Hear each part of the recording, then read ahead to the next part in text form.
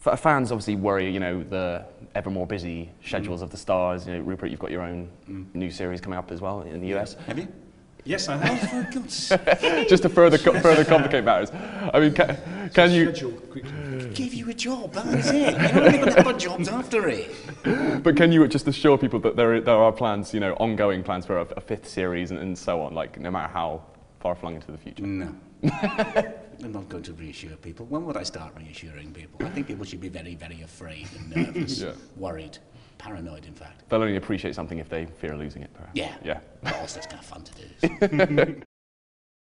It'll be around 2 years between His Last Vow and the new special airing. I mean, do you think part of the reason Sherlock is so beloved and discussed is because of that anticipation that people have to wait a little while? Well, you mean the sheer speed of our delivery? I can't keep up with us. Yeah.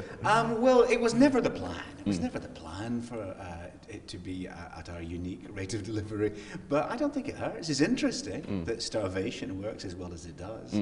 Well, the next episode is the period special. I mean, Rupert, what was it like playing Lestrade in the 1890s? Oh, it was great. It was great. It's kind of...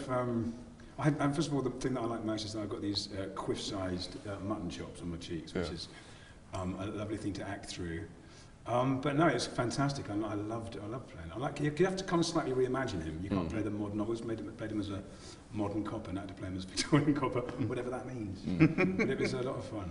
I mean, does he feel very similar, very different to the modern day equivalent? The dynamics of the story are very similar, but the tone is different, which was fun to play with. And the period special is, of course, a one-off. Yeah. But having done it and presumably had such a good time, is there any part of you that thinks, oh, well, we'd love to do it again?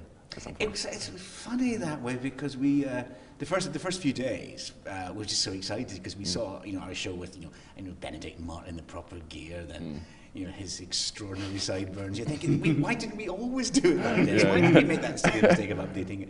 But then by then we're thinking we slightly miss the modern iteration. So love all Sherlock Holmes. Maybe we'll just alternate from now on. Yeah. Mark and I think we should now do the 1940s propaganda German version. Yeah, absolutely. Sherlock versus the Nazis. Yeah, I think so. Yeah, next Christmas. You've talked a little bit about Series 4 being about consequences. I mean, is there anything else you can kind of hint at this stage? We've got a clear idea what we're going to do, and it's going to be another shift in tone. And yes, I mean, there's going to be some dark stuff coming, but there always is. There'll always be loads of fun and jokes and detection and all that nonsense.